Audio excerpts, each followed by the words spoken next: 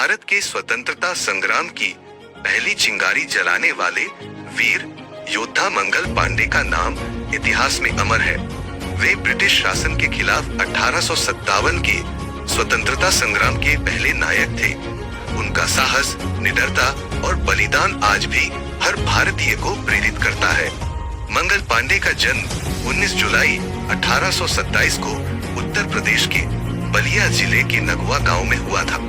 उनका परिवार एक ब्राह्मण परिवार था और वे बचपन से ही धार्मिक और देशभक्त विचारों से प्रभावित थे।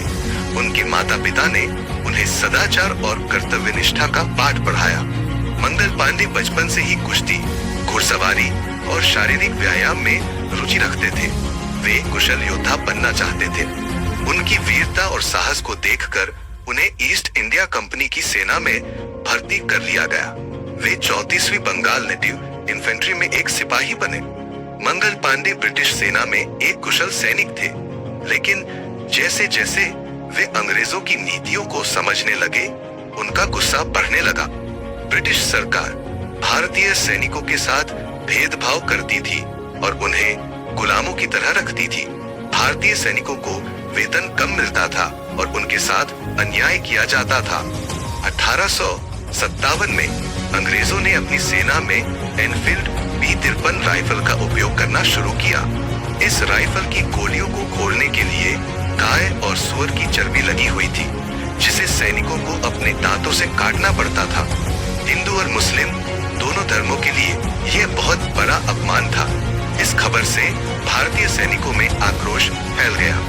मंगल पांडे ने अपने साथियों को इस अन्याय के खिलाफ जागरूक किया। उन्होंने अपने साथी सैनिकों से कहा कि हमें अपनी संस्कृति और धर्म की रक्षा के लिए ब्रिटिश सेना के खिलाफ विद्रोह करना चाहिए। 29 मार्च 1857 को बैरकपुर छावनी में मंगल पांडे ने ब्रिटिश अफसरों के खिलाफ विद्रोह कर दिया। उन्होंने अपनी रेजिमेंट के साथियों को स्वतंत्रता संग्राम के लिए प्रेरित किया और ब्रिटिश अधिकारियों पर हमला कर दिया। उन्होंने अंग्रेजों के खिलाफ नारा लगाया, मारो फिरंगियों को।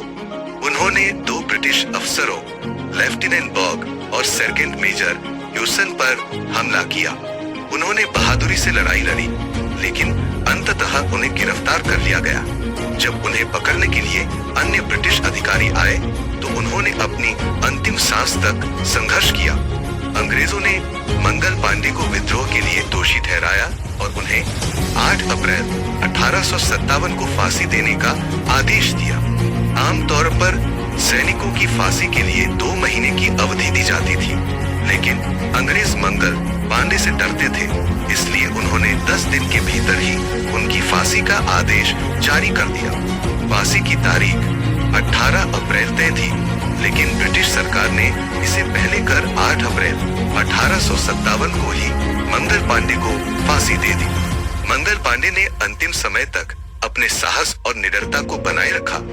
उन्होंने अपनी शहादत से पूरे भारत में स्वतंत्रता संग्राम की चिंगारी जला दी। मंगल पांडे की शहादत के बाद पूरे भारत में अंग्रेजों के खिलाफ विद्रोह भड़क उठा। 10 मई 1857 को मेरठ में सैनिकों ने विद्रोह कर दिया और धीरे धीरे यह क्रांति पूरे देश में फैल गई। इसे भारत का पहला स्वतंत्रता संग्राम कहा जाता है। ब्रिटिश सरकार को इस विद्रोह को दबाने में बहुत कठिनाइयां हुई। मंगल पांडे की वीरता और बलिदान ने देश के हजारों लोगों को स्वतंत्रता संग्राम में कूदने के लिए प्रेरित किया। उन्होंने भारतीयों को यह विश्वास दिलाया कि अंग्रेजों की गुलामी से मुक्ति संभव है। मंगल पांडे भारतीय स्वतंत्रता संग्राम के पहले शहीद थे। उनकी वीरता और बलिदान को सम्मान देने के लिए भारत सरकार ने 1984 में बैरकपुर में उनकी प्रतिमा स्थापित की और 1984 में एक डाक टिकट भी जारी किया। उनकी कहानी को प्रेरणा मानकर कई साहित्य, फिल्में और नाटकों का निर्माण किया गया।